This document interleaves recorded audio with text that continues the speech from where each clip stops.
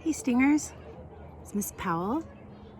This is one of our stick insects from room 9, or now in what I like to call room 9 3/4, my home distance learning office. But we used to hold these in the morning. The kids would come in, and if they finished their duties, they could go and grab one of these guys, and they had to sit down and watch them. And then when we had our morning circle, they could bring the insect to the morning circle time and hold it as long as they were being safe and not letting it distract. And these are really fun pets because they teach us a lot.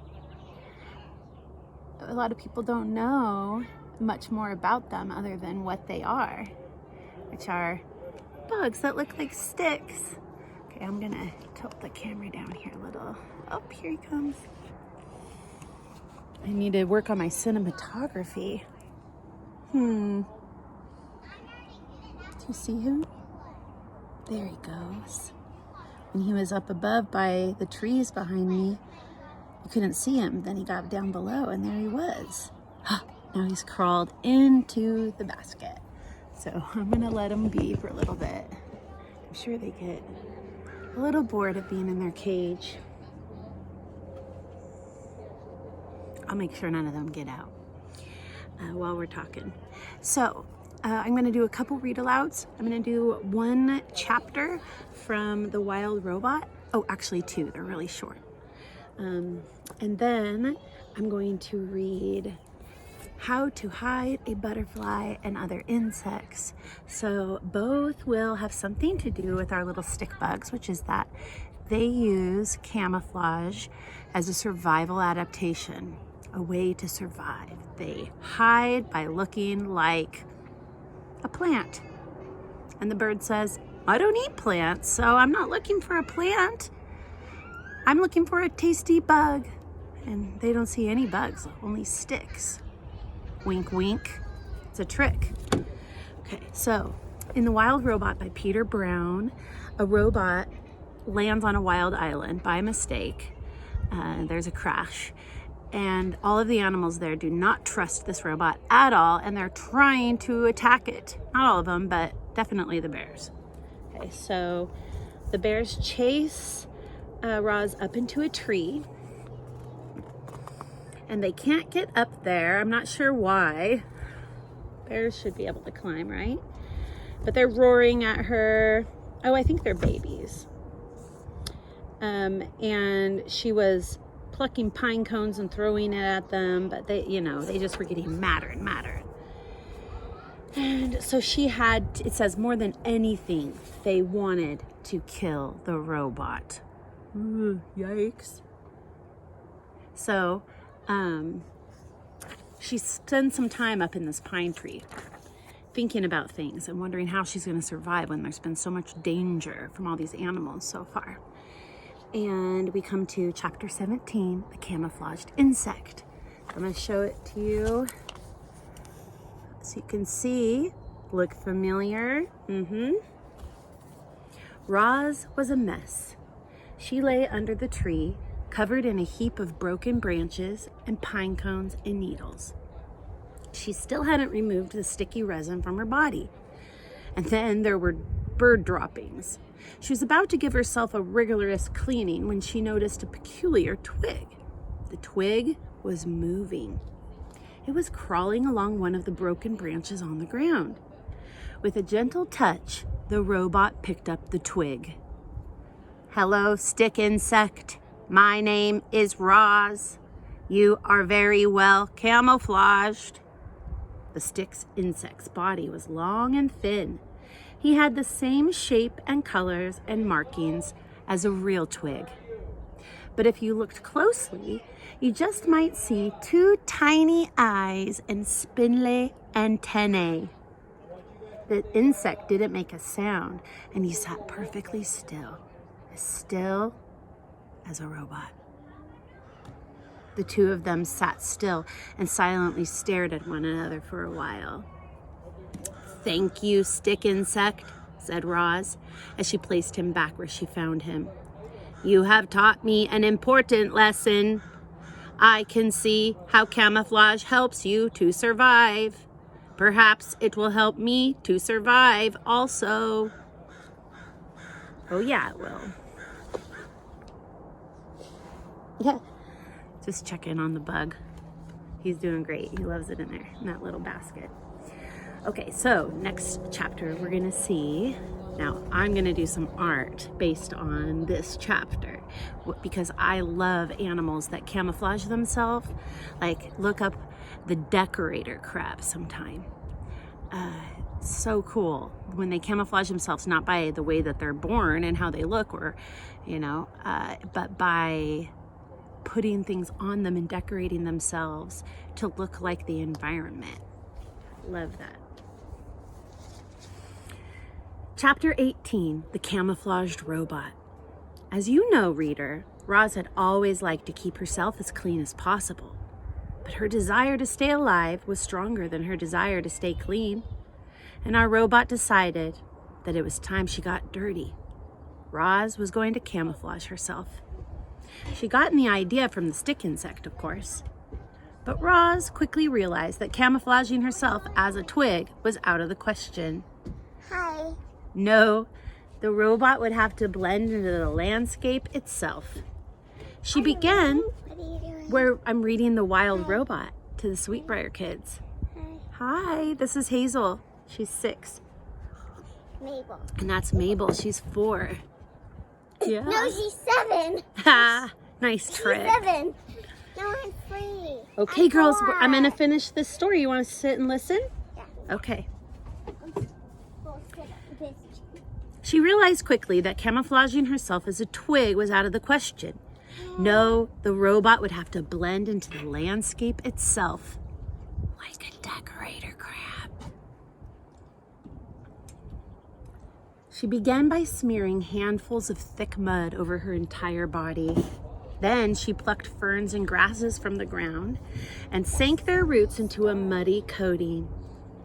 She placed colorful flowers around her face to disguise her glowing eyes, and any bare patches were covered with tree leaves and strips of moss. Is this stick bug? Mm-hmm.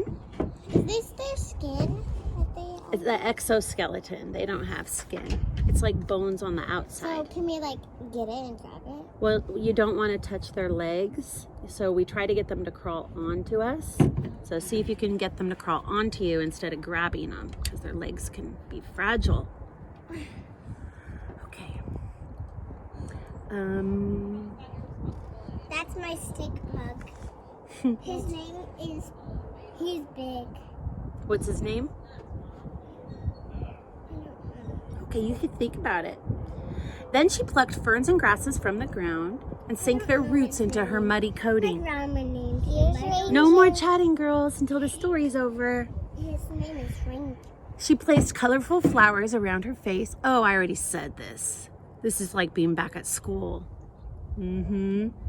Our robot now looked like a great tuft of plants walking through the forest. She waited for darkness, and then she padded to the center of the clearing. I don't know if Mabel knows the zero signal. Mabel. Okay. A few hours later, the sky was brightening. The fog was lifting.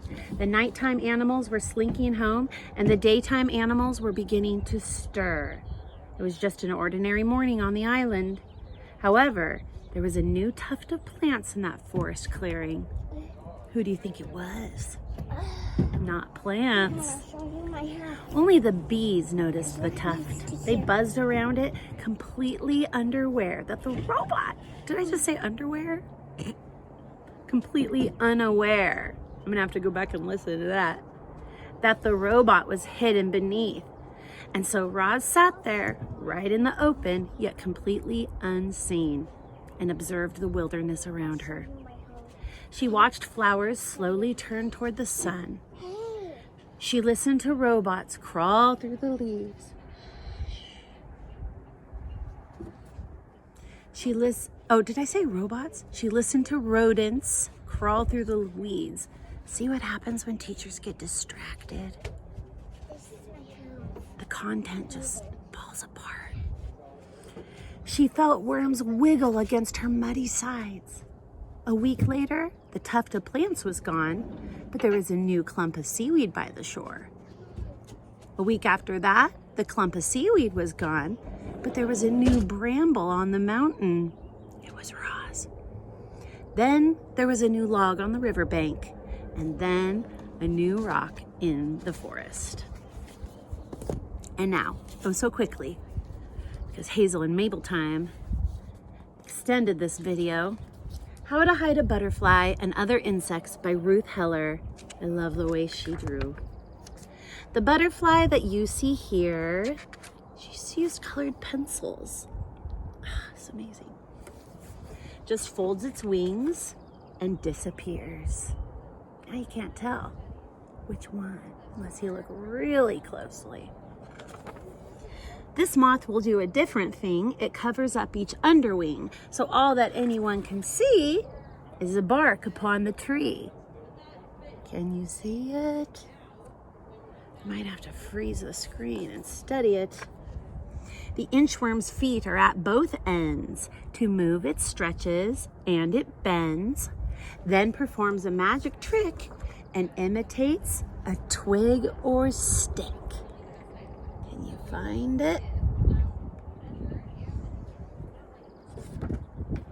The praying mantis likes to make a sound just like a hissing snake and spreads its wings to scare a foe. It somehow always seems to know it won't be seen when dining where the leaves are green. Ooh, disappears in there. I see him. My thumb is pointing at his elbows. Grasshoppers leap, sometimes 3 feet, and what you thought you just saw now looks more like a tuft of straw. There it is. This fly you see looks like a bee, and thereby fools the enemy. But here's a clue I'll tell to you. Flies have 1 pair of wings, while bees, you see, have 2.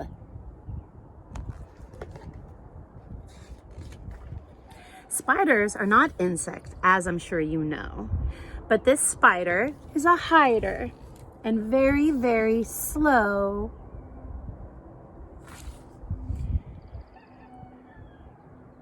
To change herself to yellow and then to pink or white, depending on the flower, and she decides is right, where she can wait to catch her prey and still be out of sight.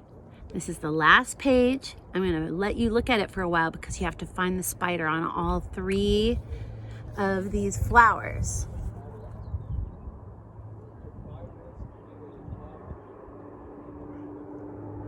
I always want to draw after I look at Ruth Heller books. I hope you liked learning about camouflage and reading 2 books that feature camouflage and meeting our little camouflage buddies. Say goodbye. Bye. Just hanging out under here.